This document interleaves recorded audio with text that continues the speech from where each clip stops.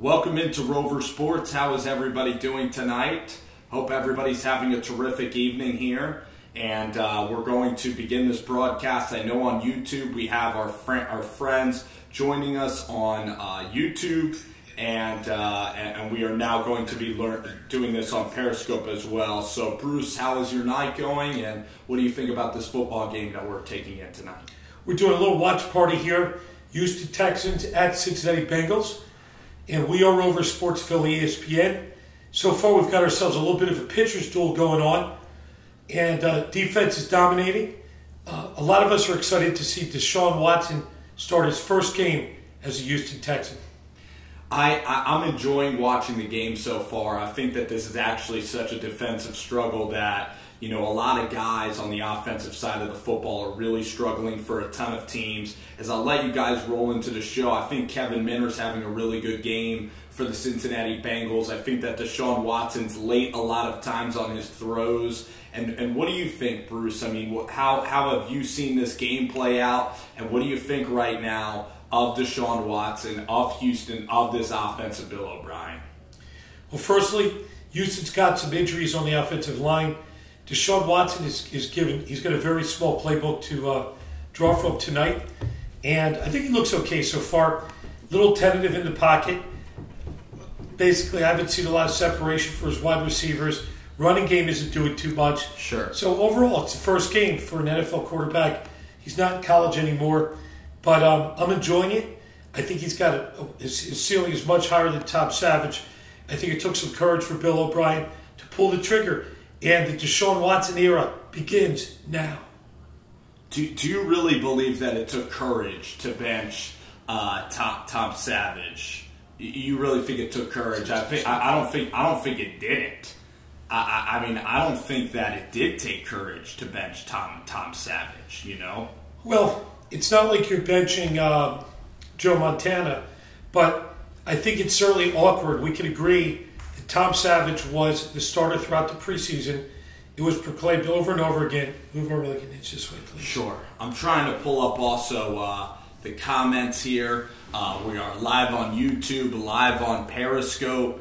And I'm going to go ahead now and we're going to react to what you guys are saying. I think it's a little bit of a boring football game. Not a lot of scoring going on. And you look at Dalton and I think Dalton is what he is, Bruce. I don't think that Dalton's going to get any better at quarterback. I think he's just going to continue to get worse and worse. And Marvin Lewis, this team is just stale. It's boring. I don't blame Cincinnatians for booing one iota because I would be frustrated. Like the peak of Dalton and Marvin Lewis was probably 2013, and when Dalton maybe went to Indianapolis and lost, or when Dalton hosted that home game against the Chargers maybe 2 straight years and got blown out on that Sunday at 1 o'clock. That's always when his season dies, is that Sunday of week 1 of the playoffs. And I just don't think that Dalton, I don't think that this is the team. As you see Mixon right now running the ball pretty well, I just think Cincy's a really stale program. I agree. I think it's amazing that the coach has lasted for 15 years. Obviously, he's a very nice guy. He's well-liked. Andy Dalton just got a huge contract, $96 million. Really? And he obviously is not doing much. $96 million for that type of throw there to AJ Green. I mean, it just shows you and I think that that's inexcusable. At least Matt Stafford's a quarterback where you can get behind and say this guy has tangible results of playing over his head. But Andy Dalton has really, I don't even think he's underachieved. I just don't think he's very good at all. So and I look at Kirk Cousins, and even though Kirk Cousins makes mistakes, I'd much rather have Kirk Cousins than have Andy Dalton at quarterback. I'd almost rather have anybody. Okay, so the question is, we have a question from Lisa from Reddick here, local Pennsylvania girl. That's unbelievable. And her question really is, you look at a lot of tape of Andy Dalton, a ton. Now, as far as we can say he's not good, but I want to hear specifics. What is it about his game, about him, that you don't like? Well, look at this play right here. Well, I mean, we are doing a live stream, so we're going to talk about the game as well. You obviously number 3 to receiver. Brandon LaFell. Let's talk. Dalton is a fragile mind. I mean, mentally, he's not elite. When he gets to the playoffs, he doesn't put out his best performance. When you look at Andy Dalton, he's a guy that he doesn't have great arm strength. He has little to no mobility in the pocket. The guy can't make tight window throws. He only lobs it up, and his safety blanket is A.J. Green, as that's a very lucky role. But really the only reason why Dalton is effective is because he really has A.J. Green to throw the ball to, and he's had a good defense. So Dalton is a complimentary player. He can't get outside the pocket. He never makes tight window throws. He doesn't take risks. So that's what I have to say about Andy Dalton. Follow-up question. Is Andy Dalton a franchise quarterback in the NFL? Absolutely not. 1,000% no. He's a quarterback that you have if you want to go 8-8 or 9-7, but he's not going to bring you a championship. I would rather have Bryce Petty than Andy Dalton. I'd rather have an unknown product. I know what Dalton is. He's a C- type quarterback, Bruce. Like, when you look at Andy Dalton, don't you think that he just has trouble throwing the football? Like his mechanics, he's very limited. Don't you think of Dalton and say that quarterback has no ceiling at all? Yeah, my own view, and we heard your view. Right, he seems like he's almost average at everything. And you look at him; he's got an average arm. He looks like a quarterback. He's got average size. He certainly, when you listen to a big interview, he's an intelligent enough guy. He seems serious. I think he's a hard worker. He's a serious He just guy. doesn't have the it factor. He's missing the it factor. He's just not quite fast enough. And in this game, where you have to have great reaction time, he makes mistakes at crucial times, and he's so average. If you look at all the intangibles, all the factors, the guy's just so average. And cumulatively, if you look at his overall profile, it doesn't even add up to the average skills that he has. It's less than that. So there's something intangible that's just off with the guy. Looking at Deshaun Watson, this guy right now is really if you're talking about like a child in our society, he's just learning how to walk right now. I mean, look, it's one read and then tuck the ball in and go. So Deshaun Watson's a guy that it's one read and tuck and go. Like, this guy has not really been coached up at all. He doesn't have the awareness to stay in the pocket. He's kind of playing like a deer in the headlights tonight. And I know it's only his first game, so just remember this also, guys. We can't judge this, but he literally has no knowledge of the NFL game whatsoever, and he's just in strict survival mode all day long tonight. Also, just remember, he's playing an away game in Cincinnati. They have a fairly noisy crowd. Also, he's only on 3 days preparation, okay? He played on Sunday, Monday, Tuesday, Wednesday, boom, it's Thursday night. So there's not a lot of things going for him here. And he's been playing with the 2s and 3s. He hasn't been taking snaps. He doesn't really have any rapport with the receivers. And right now they kind of threw him to the dogs, and I think that's what you're alluding to. But if you look at Mitchell Trubisky's a guy that throws with anticipation, can throw from the pocket. And you look at Deshaun Watson, and I know he made a decent throw there, but I just worry about his arm strength, actually. The more I watch of Deshaun Watson, the more my opinion changes towards those of scouts, that maybe Deshaun Watson does not have the elite level arm strength of a Deshaun Kaiser. That you look at Deshaun Kaiser, and Kaiser looks like a different species of quarterback than Deshaun Watson does. Well, I don't know, but we were at both national championship games. We've seen him throw a 30, 40-yard pass. What I think it is, a lot of times, it's his mechanics. That is, he's under the rush, he's throwing it off his back foot. He's just not as confident. He looked like a different guy in college, and that's just going to take time. You just can't. You look at so many quarterbacks, they just don't jump into the league, and they're not great. Trubisky, obviously, when he started off, he was exceptional in that preseason game. He was, and Pat Mahomes, and quarterbacks get trained up, but this is Bill O'Brien, and my question is, maybe Bill O'Brien should start taking some ownership now, the fact that his offenses have been putrid all the time in the NFL. Maybe this system is too difficult, as we're looking here to see if Miller caught this football. And you look at Kevin Minner, you look at Ray, the tight end, and that looks like a drop. It looks like it went through his hand there, so that's probably going to be a drop. If you took the under in this game, you're going to hit a home run. This is a classic Thursday battle, and this is not doing anything for Andy Dalton's confidence in Cincinnati. But looking at other aspects of this game, Bruce, when you look at the Texans, Talk about how Rick Smith has drafted this defense. Talk about Cunningham, J.J. Watt. We just saw Clowney carrying the football like he was carrying an apple through a supermarket. Talk about how exciting Clowney and this defensive front has been tonight.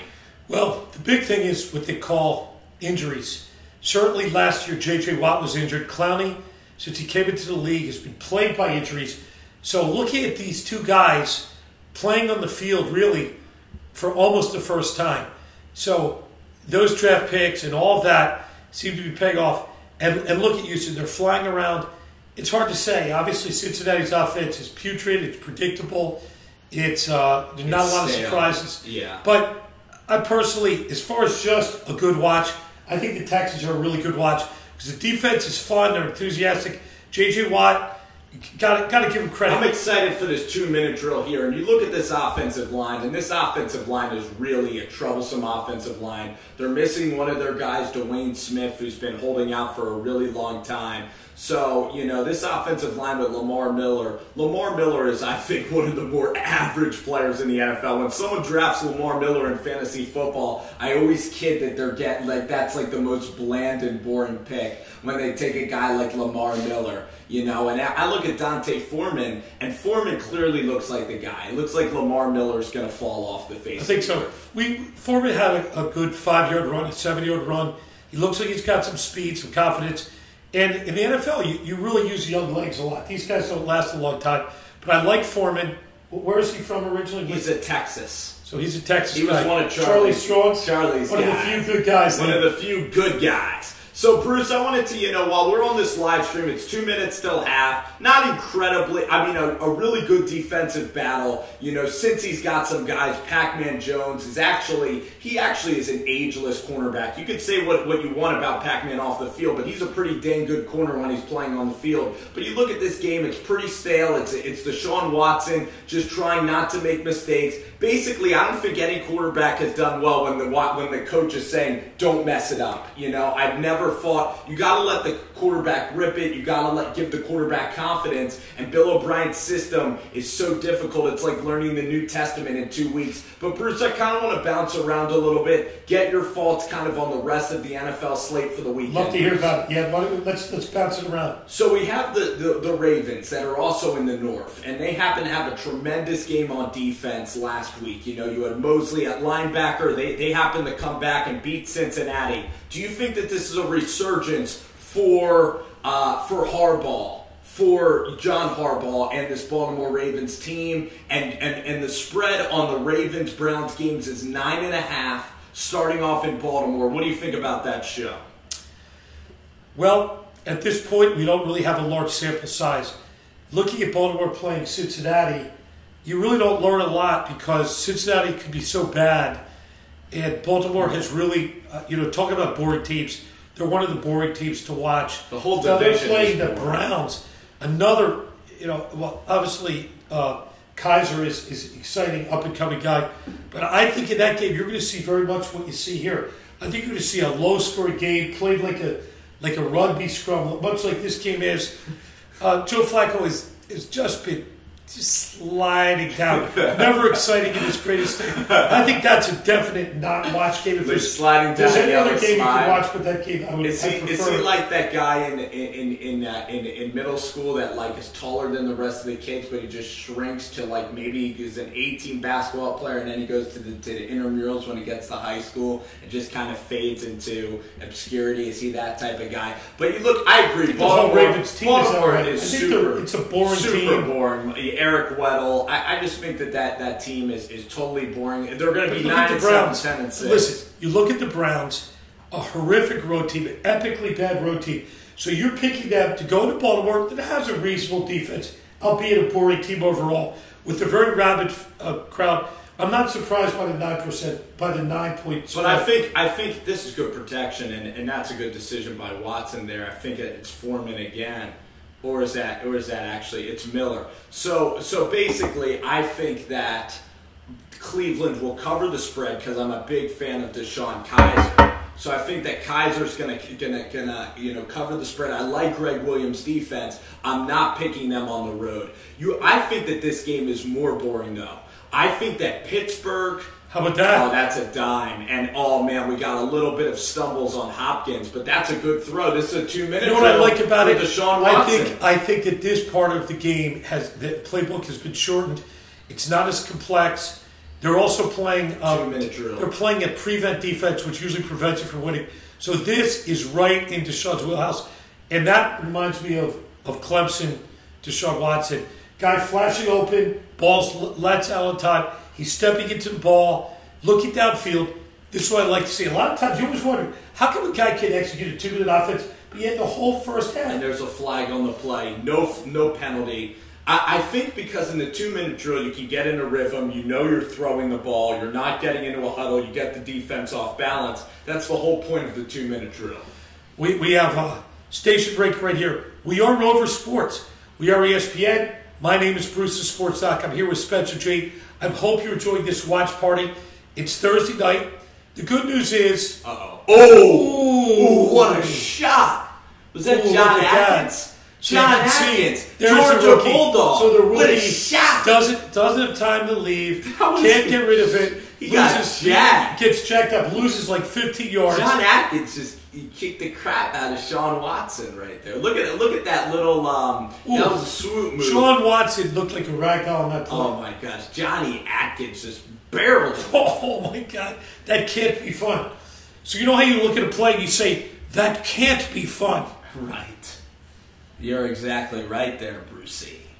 Any comments or I know we had Lisa for Reddit earlier. A couple of comments. You know, my friend Matt Lehman's watching this. A lot of guys watching at home. From the Valley of the Sun, a lot of people are just relaxing. Scottsdale, Arizona. Yes, a lot of people are just relaxing, enjoying this. Just watching that company, and that's cool. That's what I do most of the time anyway. It's Thursday night. You guys can just pull this on in the background. The good news is we have plenty of time to speak because the game itself, it's not like we're going to be interrupted with our flow, but the game itself is round and get out of bounds there. Ooh! Is that a late hit? Was that a borderline? Oh, no. Home no call. That could have been. You guys, you think that was a penalty? That could have been devastating. Well, not exactly. Well, it could have been if it was a penalty on the Bengals. But, Bruce, you look at other games around I think that Vikings-Steelers is a terrifically boring affair. I can't see Sam Bradford going into Pittsburgh and putting up more than 17 I still like points. It. But to me, it's many notches more exciting than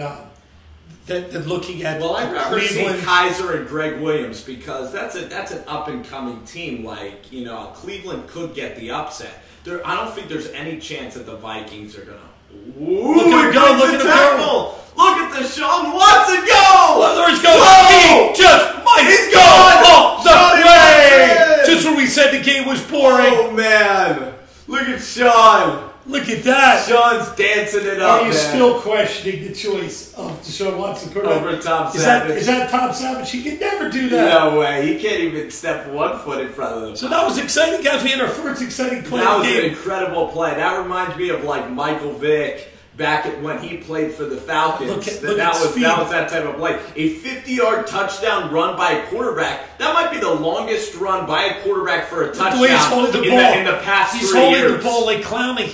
That might be the longest touchdown run that a quarterback has ever had in 3+ years. Guess what? 10 or maybe points, 4 years. 10 points might be enough to win the game. Right. I'm not sure the Bengals are going to crack the 10-point barrier. The point is good. It's up and it's good. That was an incredible and that was run. A great breaking 2-minute tackles. Great 2-minute drive. Deshaun Watson owning the team. That's the end of the Savage and you know what's great? Right there. Despite the complexity of Bill O'Brien's offense, this is something that's very simple.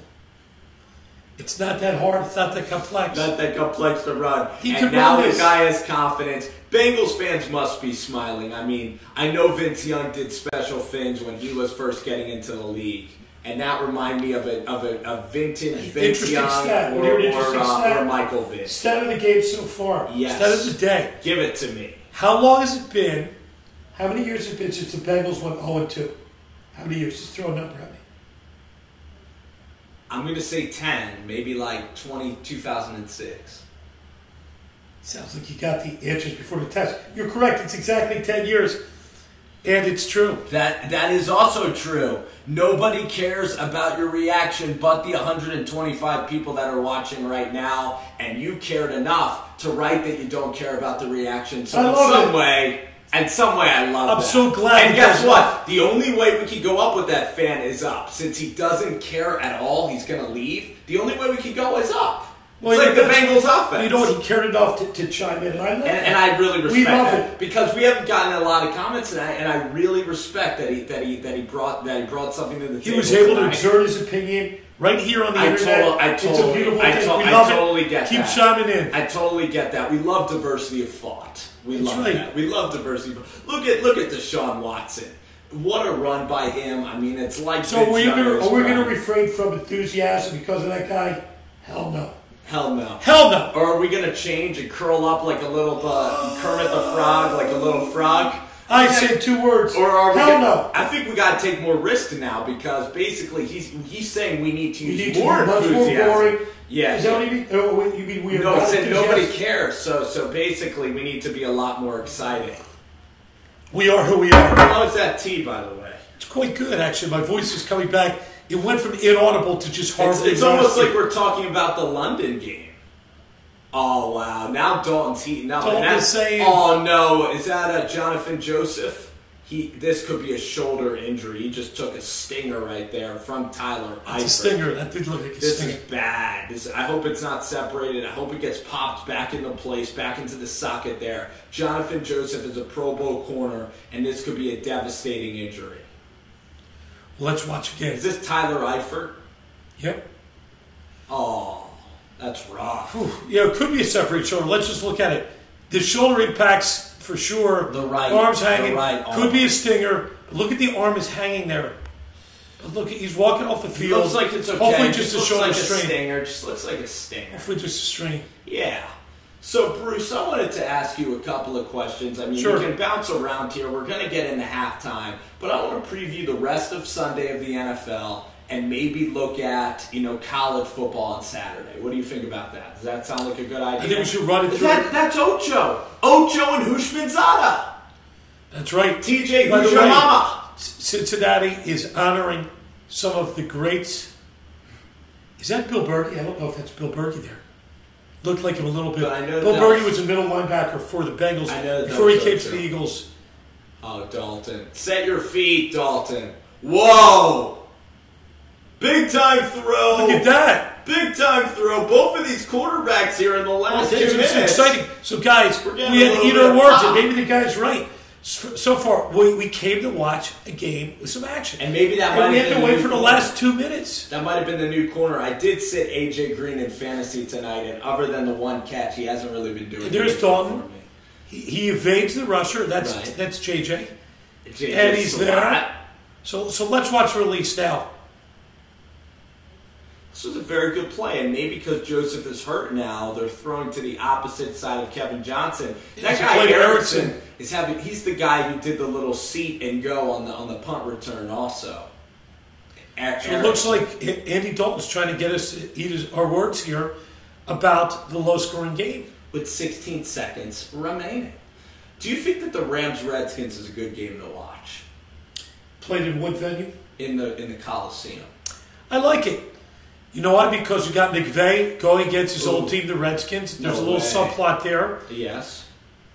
I think we really don't know what to expect from Jared Goff. I personally would pick the Redskins in that game just due to experience, and I think they're going to have a bounce-back game after the loss to the Eagles. Your thoughts? I like the Rams, actually. I think that the Rams defense will play pretty well under Wade. We'll get Kirk Cousins to make a lot of mistakes. So I like the Rams also. Looking around the NFL too, I think the Eagles-Chiefs is an exciting game. I think that the Bears-Bucks is a very intriguing matchup. I think you're picking some good ones out. Dalton, got Doug off-platform throwing to the... No chance. You got Doug Peterson going against his mentor, Andy Reid, in Arrowhead. I think that'll be a fun game. Do you take the 3 here with 6 seconds left? Absolutely. Because you really need to get points, especially if you're the Bengals. Could you come up with a 5-second fade route to AJ? Don't take a chance. No? Dalton could get sacked. You end up with no points. It's a big mistake. You need to take the points. Kevin Johnson. I don't like that route. See what they do. That's too complex of a route. Double covered. Yep, and we're getting a field goal. So it looks like Marvin Lewis is going with the chalk and going for the field goal. During halftime, our numbers might spike. And that ball... Well, they might decline if people are making nachos. And our show is sponsored by... Grocery Door Paid Specials. We're also sponsored by Carlino's Fabulous Italian Eatery in Ardmore, Pennsylvania. I cannot wait to be at Carlino's. And we're going to be there next Saturday. Yeah, we're going to be brought... Wait, college football? Is that what they want us to do? They want us to do college football. Next Saturday. They also want us to do an Eagles-Giants pregame. And there's the Mercedes-Benz Dome, where they will be on Sunday night. That Mercedes-Benz Dome has really gotten some incredible matchups the last couple of weeks. You know, with Tennessee, Georgia Tech, Bama, Florida State, and now we get Packers, Falcons. Sunday night, A-Rod goes down south to Georgia. Do you think that I think the Pack are going to win that game, actually. I like the Pack. I'm going to take the Falcons in their new home. I think they're due to break out. They've got a great offense. I think it'll be a close game. It's going to be a great watch. It's going to be a shootout. It's the opposite of the game you referenced before, the Cleveland Browns game. How about I like Jags Titans actually. I think the Jags are an entertaining team. I think the Titans are. I like the AFC. I think the Titans are really bad, and I think the Jags are an up and coming team. I'm picking Jags in that game. Cooch kick going to recess. Even with the points, take the Jags. I like the Jags too. I love their defense. Calais Campbell, Telvin Smith, Dante Fowler, Miles Jack. I mean, that is a really, really special ball club. So it looks like we're going to wind this. Let's wind down this live stream. Thanks for everybody tuning in. Thanks for people who commented. Thank you. And we'll be back when you least expect us. We are Rover Sports. 2 a.m. tonight. If you like what you see, tell your friends about Rover Sports, and hope you enjoyed our little watch party. I hope everybody enjoyed the watch party. Kind of break up this kind of monotonous game of football, if that's a word. The last 2 minutes... I didn't even know that was a word. That was a risk I took. Monotonous is a good word. But you know what? In the last 2 minutes, we saw a lot of good action. We saw greatness. We saw a run that reminded you of Vince Young and Michael Vick. So we saw that. Temporary goodness, greatness, whatever word you like. Temporary goodness. I like that. So thanks for logging in, guys. A lot of people rolling in right now. And should we give a little Q&A because it's halftime? Okay, so we're gonna go into overtime because people are rolling in. To overdraft. People are rolling in. They're just tuning it off. They're doing their nacho break and everything. It's a nacho break. So let's do a quick Q&A. Let's do it. Nacho break. Good point. They like the point. That's a good job on our part. Good point. It's nacho That's break. Better it's than saying that halftime. you guys are showing too much emotion watching the game. Deshaun Watson is a beast. It's not like we're broadcasting from Houston. Yeah, and look at this, guys. I mean, Eagles fan coming into the house. I think we have an Eagles fan. Is that a Boston College Eagle or a Philly Eagle fan? We'll tell you what, Eagles, Carson Wentz getting a lot of praise from the national media, and Mike Lombardi might have to be eating his words about Doug Peterson.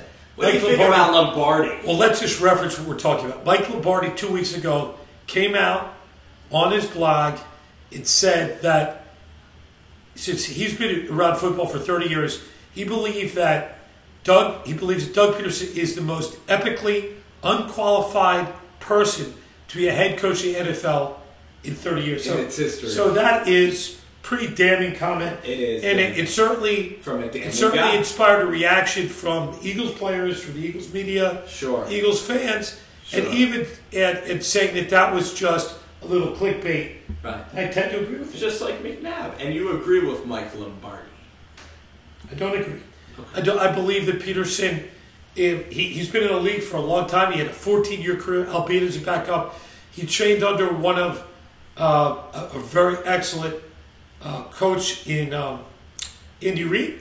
So while he hasn't called a lot of plays, I believe that so far he did okay in game one. And guess what? A win's a win. What do you think about Mooch and Rich Eisen? I think that this is a very good broadcast. If you were starting a fantasy team this week, Bruce, what guys do you think are going to break out this week? Are you talking players or announcers? Players.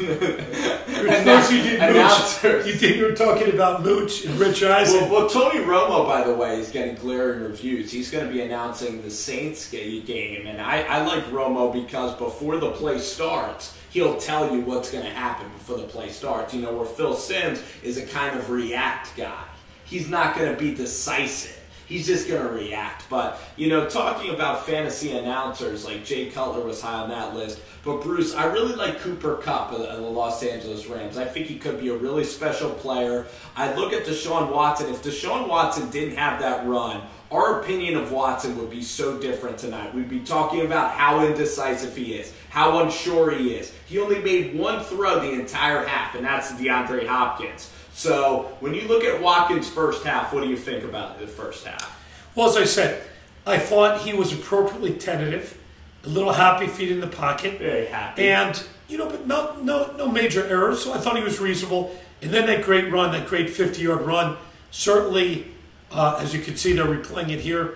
For all of you guys just watching who are not making nachos or eating nachos, you can see that. And Andy Dalton, of course, at the end had a little bit of a spurt, was able to garnish a field goal to 10-6 halftime lead for the Texans.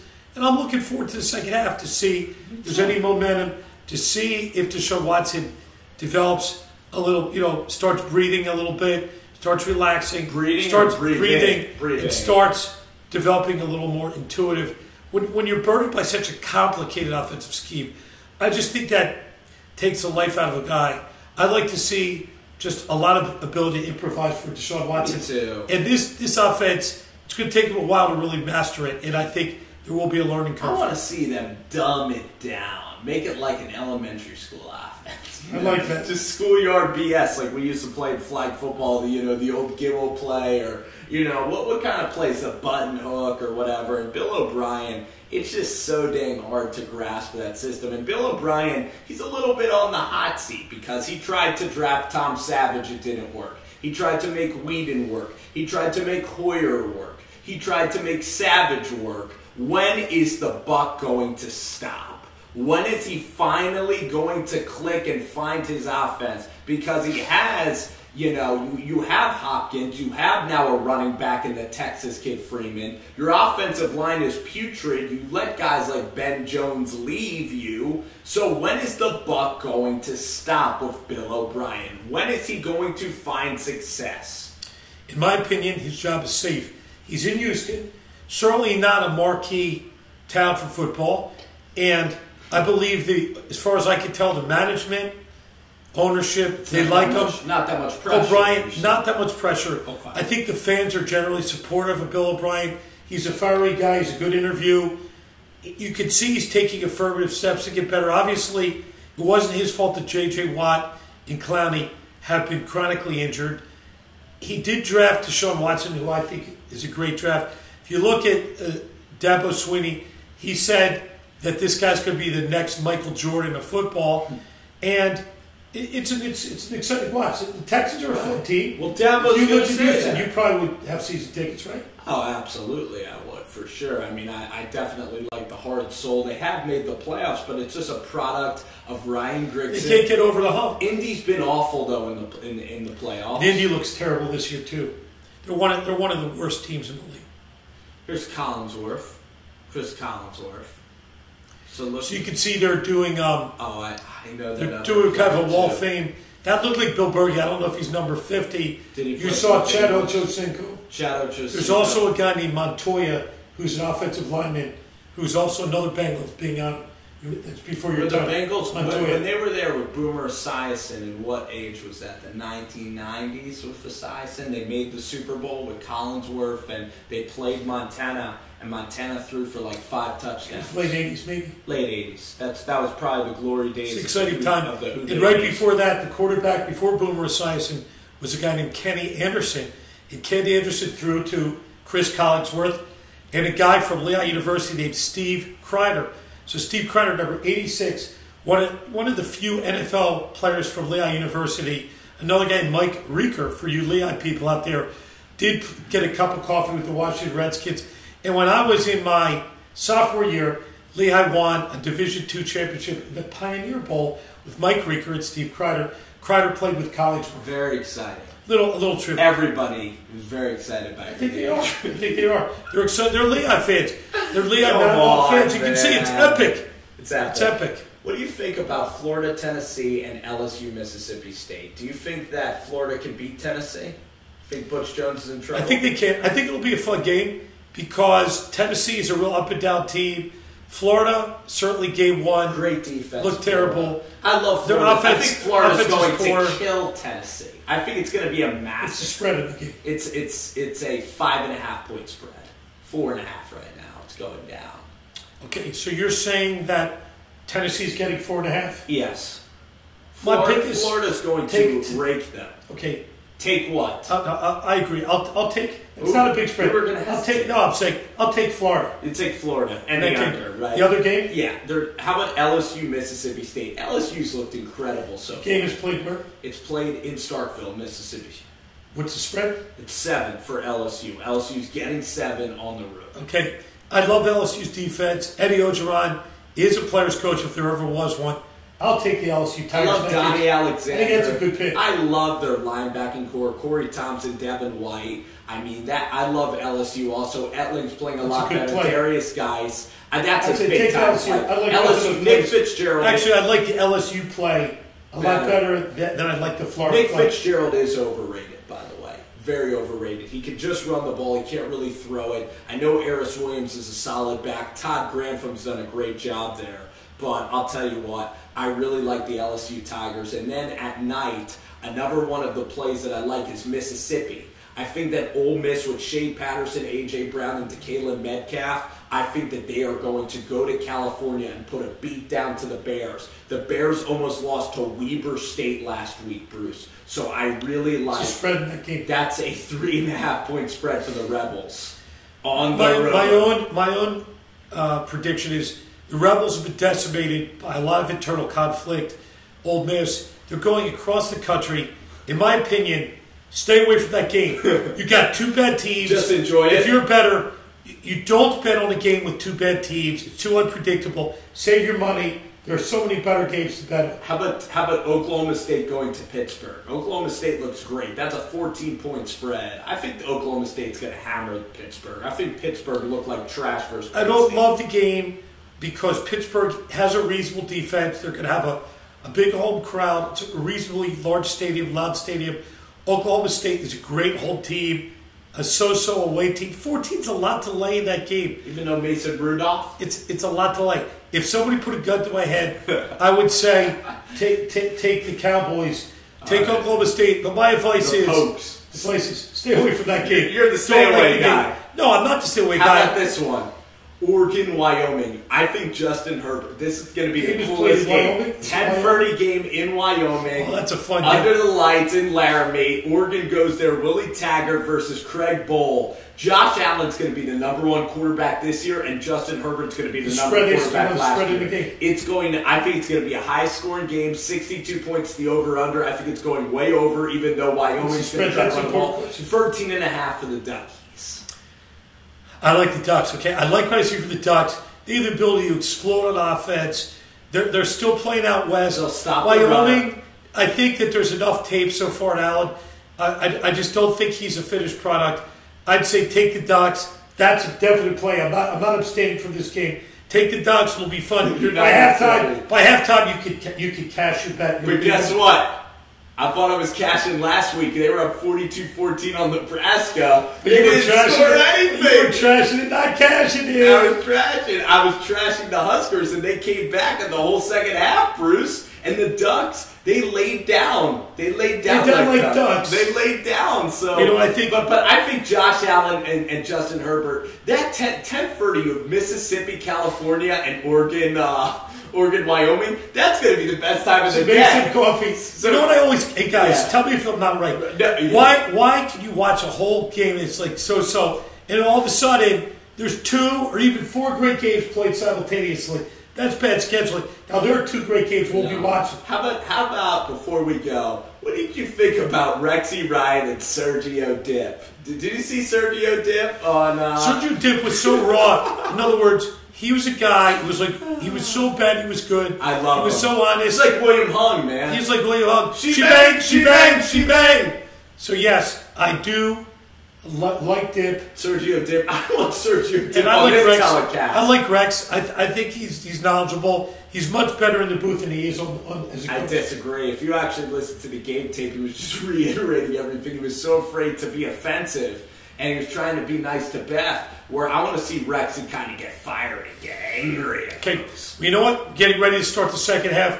I want to thank everybody for tuning to Rover Sports. I'm Bruce, the Sports Doc. I'm here. Yeah. Spencer G. It was awesome. And everybody, guys. good Great night. Job. And good sports. Thank you guys for watching.